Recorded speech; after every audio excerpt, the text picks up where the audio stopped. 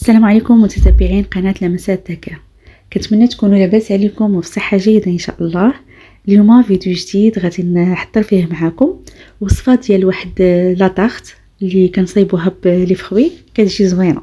بالنسبه للمقادير اللي غادي نحتاجو بالنسبه للوصفه، عندي واحد 6 ديال المعالق نتاع سكر سنيده، وغادي نحتاجو واحد 6 ديال المعالق نتاع الزيت، وغادي نحتاجو واحد 6 ديال المعالق نتاع الدقيق نتاع الحليب عفوا، وغنحتاجو في الاخر 6 ديال المعالق ديال الدقيق. بالنسبه للدقيق نكونوا مغربلينو، المهم اي حاجه درناها غنحتاجو منها 6 ديال المعالق. وعندي هنايا واحد 2 تاع لي ساشي ديال الخميره، يا ديال من فئه 8 غرام اولا 7 غرام اللي كانت متوفره. وهنايا عندنا واحد ساشيه ديال السكر تاع فاني باش غادي نسمو الكيك، وغنحتاجو لواحد بيضه وحده. دابا غادي ندوزو لطريقه التحضير. غادي ناخدو واحد مولينكس، غادي نديرو البيض، غادي نديروه مع سكر سنيده، ممكن ديروا حتى الطرب اليدوي راه غادي تنجح معكم الوصفه. صافي غادي نضيفو ليهم الزيت، غادي نضيف انا كلشي دقه واحده. غنضيفو الحليب، وغادي نضيفو ساشي ديال السكر تاع سنيده نتاع الفاني. صافي وغنخلط هاد المكونات هما الاولين في الميكسور. صافي هنايا من بعد ما غادي نخلطوا العناصر مزيان، غادي ناخذوا واحد الاناء غادي نديروا فيها داكشي اللي خلطنا، وغادي نضيفوا ليهم الدقيق. بالنسبه للدقيق من الاحسن ما تطحنوش مع الخليط. صافي غادي نبداو نحركوا هكا بالضرب يدوي، ومن بعد غادي نضيفوا في الاخير 2 تاع لي ساشي ديال الخميره.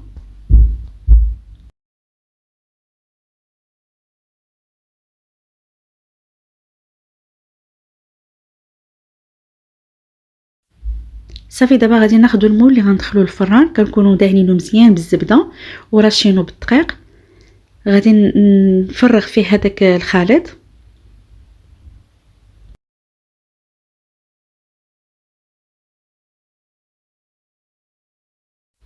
ومن بعد غادي ناخذ واحد المعلقه باش نبقى نسرح هكذا مزيان باش يشد لينا الخليط لهذا الذره ديال المول. صافي وغندخلو الفران اللي غنكونوا شاعلين عليه الفوق والتحت 180 درجه. دابا غادي ندوزو باش غادي نحضروا الكريمه. غنحتاجو فيها واحد 2 معالق كبارين ديال سكر سنيده، وغادي نحتاجو واحد نص ديال الحليب، وغنحتاجو لا كريم باتيسير.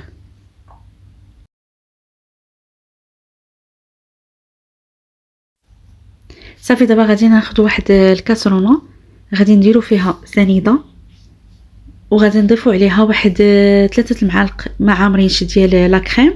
الا درتو 2 معالق كبار عامرين فاكتفيو غير ب2 معالق.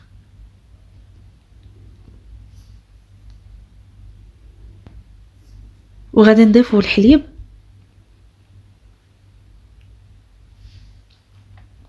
صافي وغادي نحركوا العناصر مزيان باش غادي نردوهم فوق البوطه باش تعقد لينا لا كريم. هنايا بعد ما خرجنا الكيك من الفران غادي نديروها في الطبق اللي غادي نقدموا فيه، وغادي ندوروا عليها داك الساخكل كيف كتشوفوا غنزيروه مزيان. صافي وغادي ندوزو لا كريم نبقاو نحركوا فيها حتى كتعقد لينا كيف ما كتشوفوا على هذا الشكل. هذا هي دابا بدات تتعقد. بعد ما وجدت لينا لا كريم غادي نديروها من فوق من الكيك،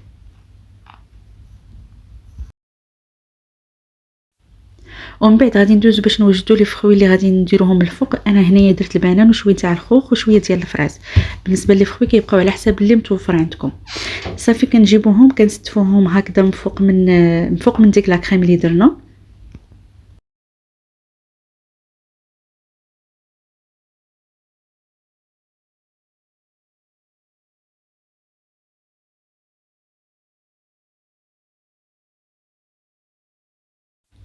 دابا غادي ندوزو باش نوجدوا الطبقه الاخيره. غادي نحتاجو هنايا سنيده، وعندنا هنايا هاد الفلون ديال الفاني، وغنحتاجو لواحد الكاس ديال الماء ما عامرش، وغادي ناخذوا كاسرونه نديرو فيها سنيده هي الاولى، وغادي نضيفو عليها الفلون. صافي وغادي نضيفو عليها الماء. صافي بعد ما ضفنا الماء غادي نحركو مزيان وغادي نديرو الكاسرونه فوق البوطه حتى كتعقد لينا. غنبقاو نحركو حتى كتبان لينا بدات كتطبخ. صافي ديك الساعه كتكون واجده كيف ما كتشوفوا معايا في لا فيديو. صافي دابا غادي ندوزو باش غادي نديروها من الفوق. هي الطبقه الاخيره غادي نبقاو نوزعوها، واخا تكون سخونه ماشي مشكله، المهم غير نبقاو نوزعوها هكا بشويه، ما نكبوهاش دفعه واحده حيتاش هي سخونه باش ما تخسرش لنا الطبقه التحتانيه. يعني غنبقاو نديرو غير هكا بشويه، وما يمكنش نخليوها حتى تبرد حيت غادي تعقد لينا.